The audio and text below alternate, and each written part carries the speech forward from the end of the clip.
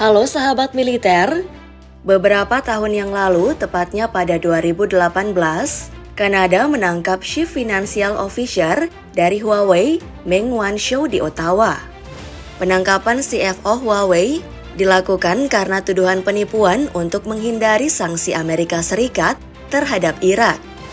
Hal ini mengakibatkan hubungan Kanada dan China memanas. Dilansir CNBC, hubungan kedua negara kembali memanas diakibatkan penerbangan pesawat tempur Beijing yang sangat dekat dengan armada pesawat Ottawa di wilayah Jepang.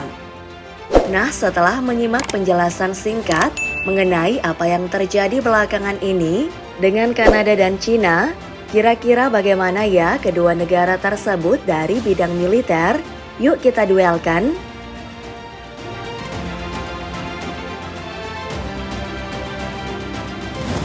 Dilansir Global Firepower per 2022, China berada di urutan ketiga dengan Power Index sebesar 0,511, sedangkan Kanada berada pada urutan ke-23 dari 142 negara dengan Power Index sebesar 0,3601. Perlu diketahui Power Index yang mendekati 0,000, maka semakin sempurna kekuatan militer mereka. Kanada terletak di Amerika Utara mendeklarasikan kemerdekaan pada tahun 1876 bertepatan dengan disahkan Undang-Undang Konfederasi. Kanada dijajah oleh Prancis dan Inggris. Kanada sendiri menganut sistem monarki konstitusional. Kanada terdiri dari 10 provinsi dan 3 teritori. Sementara China dapat berdiri pada tahun 1949 setelah Perang Saudara Tiongkok terletak di Asia Timur. China tidak mengalami penjajahan oleh negara lain hingga dapat membentuk pemerintahan kesatuan sendiri. China menganut sistem satu partai.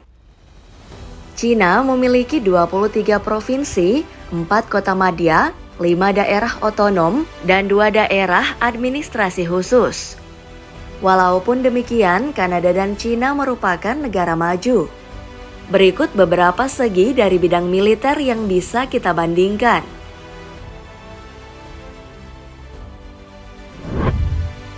Personil militer. Populasi penduduk yang dimiliki China sebesar 1.417 miliar jiwa.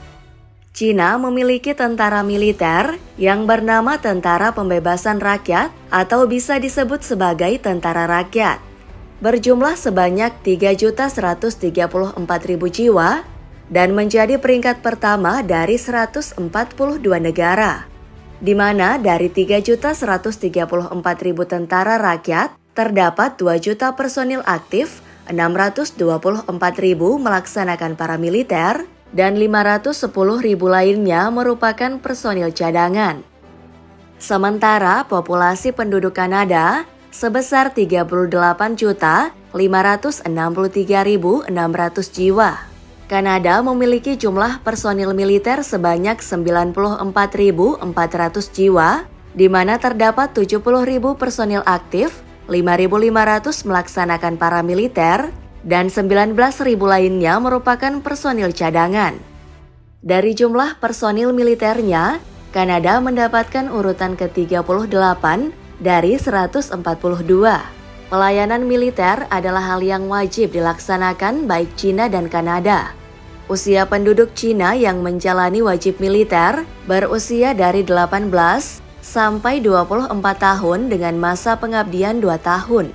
Sedangkan penduduk Kanada memulai wajib militer lebih awal, yaitu 17 sampai 34 tahun dan berlangsung selama 3 sampai 9 tahun.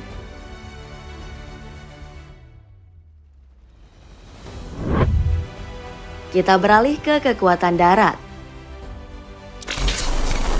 Kanada memiliki 82 buah tank, 1.534 buah kendaraan berlapis baja, dan 163 buah artileri deret. Sedangkan China mempunyai 5.250 buah tank, 35.000 buah kendaraan lapis baja, 4.120 buah artileri deret, 1.734 buah artileri gerak, serta 3.160 buah peluncur roket.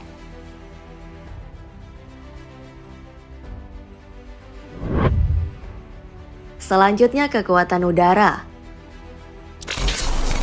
Cina mempunyai total kekuatan udara sebanyak 3.285 buah, terdiri dari 1.200 pesawat tempur, 371 pesawat serang khusus, 286 pesawat pengangkut, 399 pesawat latihan, 114 pesawat misi khusus, 3 armada kapal tanker, 912 helikopter pengangkut, dan 281 helikopter serang.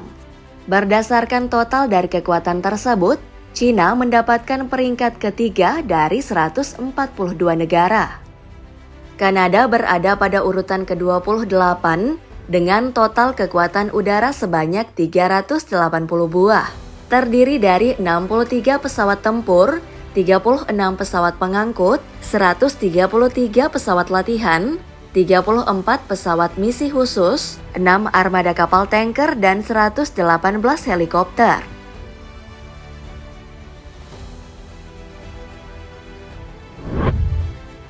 Selanjutnya pada kekuatan laut.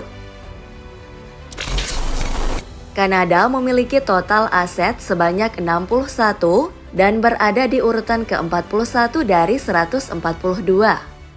Selain itu terdapat dari 12 frigates, 4 kapal selam, dan 12 kapal patroli.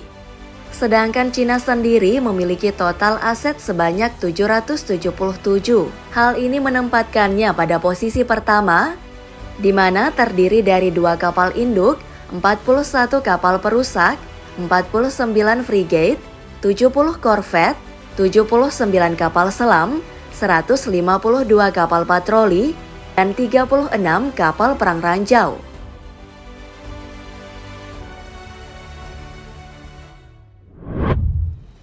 Selanjutnya kita beralih ke anggaran militer. Terkait bidang finansial, Cina berada di peringkat kedua setelah Amerika Serikat. Cina memiliki anggaran sebesar 230.000 miliar dolar, kemampuan keseimbangan belanja 23.009 miliar dolar, namun tetap memiliki hutang luar negeri sebesar 2.027 triliun dolar.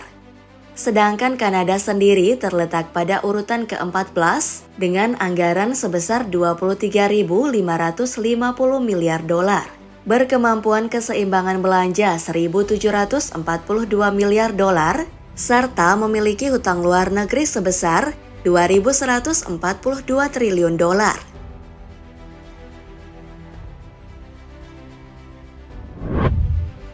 Selanjutnya dari segi logistik. Cina memiliki 774.710.000 jiwa angkatan kerja, 6.662 unit armada laut, 22 terminal perdagangan, 4.960.000 kilometer cakupan jalan raya, 131.000 kilometer cakupan kereta api, dan 507 bandara. Sementara Kanada memiliki 18.136.000 jiwa angkatan kerja, 679 unit armada laut, 13 terminal perdagangan, 1.042.300 km cakupan jalan raya, 77.932 km cakupan kereta api, dan 1.467 bandara.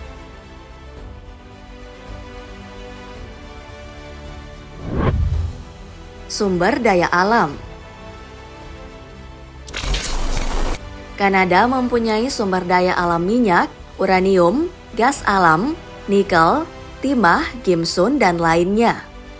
Sedangkan Cina memiliki potensi pada pertambangan, nikel laterit, pasir besi, batu bara, emas, tembaga, kromit, dan industri smelter.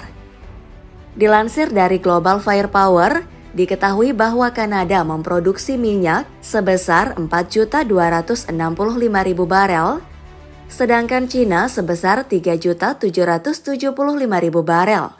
Kanada memerlukan minyak untuk dikonsumsi sebanyak 2.445.000 barel, sedangkan Cina membutuhkan lebih banyak, yaitu 12.470.000 barel.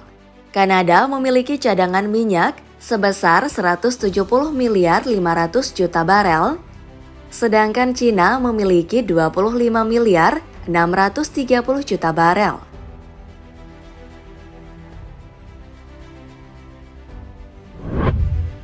Luas wilayah. Luas wilayah yang dimiliki Cina sebesar 9.596.961 km. Dan Kanada memiliki luas 9.984.670 km. Pada luas wilayah Kanada memiliki peringkat yang lebih tinggi, yaitu 2, sedangkan Cina berada di urutan keempat dari 142 negara. Sedangkan peringkat pertama dalam luas wilayah dimiliki oleh Rusia.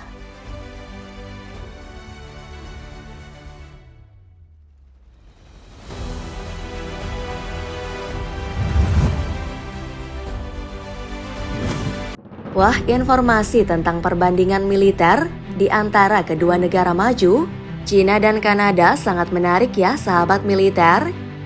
Jika kamu punya opini tentang keduanya, ataupun saran versus lainnya, bisa dituliskan di kolom komentar ya. Dan jangan lupa untuk like dan share video ini. Sampai jumpa di video selanjutnya. Thanks for watching.